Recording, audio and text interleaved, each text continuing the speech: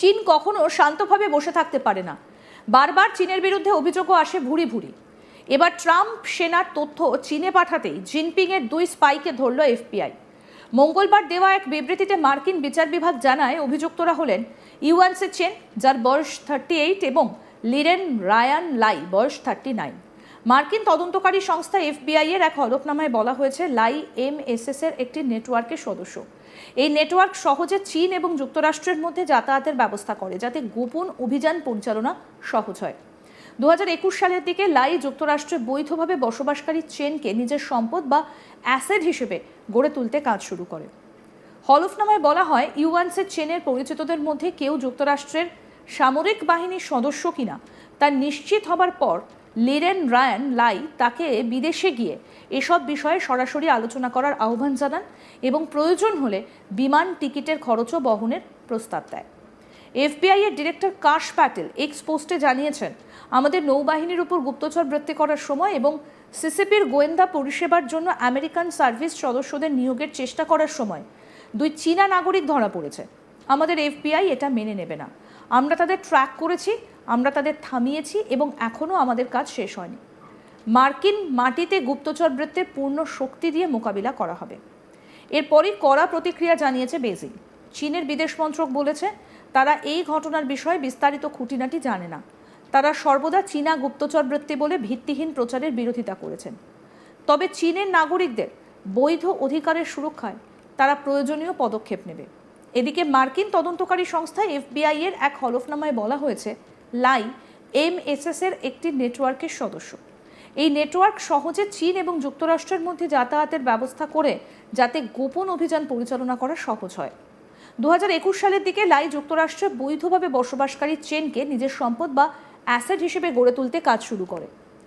এই বিষয়ে চীনের বিদেশ মন্ত্রকের তরফে বলা হয় তারা এই ঘটনার বিষয়ে বিস্তারিত খুঁটিনাটি জানে না।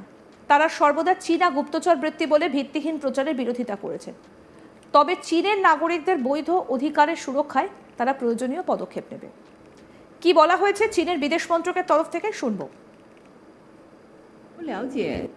I'm not familiar of the specifics, but we always oppose hyping up the so-called Chinese spies narrative, and we will take necessary measures to safeguard the legitimate rights and interests of Chinese nationals abroad. প্রসঙ্গত বলি, FICCI আয়োজিত new age military technologies অনুষ্ঠানে deputy chief of army staff lieutenant general Rahul R Singh চীনের শাসন ব্যবস্থা বিস্তারিতভাবে ব্যাখ্যা করেন এবং অপারেশন সিন্দুর থেকে ভারতের শেখা গুরুত্বপূর্ণ শিক্ষার কথা উল্লেখ করেন। তিনি প্রতিরক্ষা প্রযুক্তির স্বদেশীকরণ এবং মূল উপাদানগুলিতে স্বয়ং সম্পূর্ণ হবার উপর জোর দেন। তিনি বলেন অপারেশন সিন্দুর থেকে বেশ কয়েকটা জিনিস শেখার মতো রয়েছে। একটা বর্ডার, 2টো প্রতিপক্ষ, আসলে 3টে কি 4টে প্রতিপক্ষ। একদিকে পাকিস্তান ফ্রন্ট ফেসে ছিল, অন্যদিকে চীন সব সাহায্য করেছে। এতে আশ্চর্যের কিছু নেই। পাকিস্তানকে 81% সাহায্য চীন করেছে। প্রত্যক্ষ যুদ্ধে না গিয়ে প্রতিবেশী দেশকে কিভাবে ব্যথা দেওয়া যায় সেই স্ট্র্যাটেজিতেই কাজ করে চীন সবসময়। একই সঙ্গে চীন এটাও পরীক্ষা করে নেয় নিজেদের অস্ত্র ব্যবস্থাগুলো অন্য যে প্রতিরক্ষা ব্যবস্থা বা অস্ত্র প্রতিরক্ষা ব্যবস্থা বা অস্ত্র ব্যবস্থা রয়েছে সেগুলোর সঙ্গে। তুরস্ক একটা বড় ভূমিকা পালন করেছে পাকিস্তানকে সব রকম সহযোগিতা করে। কি বলছেন lieutenant general Rahul R Singh, deputy chief army staff, শুনবো। Flag as far as Operation Sindoor is concerned. Firstly, one border, 2 adversaries. So we saw Pakistan one side, but adversaries were 2, and if I would say actually 4 or 3 actually. So Pakistan was the front face.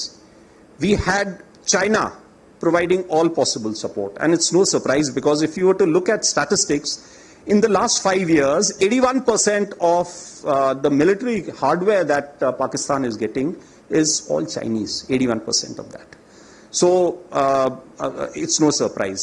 And China, of course, the good old dictum, killed by a borrowed knife, 36 stratagems that China talks about, killed by a borrowed knife. So he would rather use the neighbor to cause pain than getting involved in the mud-slinging match on the northern border. So that is what he's seen. And another thing that China perhaps has seen is that he's able to test his weapons against, say, various other weapon systems that are there. It's like a live lab which is available to him. So it's a good that is what is something we have to be very, very cognizant about. Again, Turkey also played a very important role in providing the type of support that was there. Bayraktar, of course, he's been giving from before. We saw numerous other drones also coming in, landing in the face of war, during the war, along with trained sort of individuals who were there.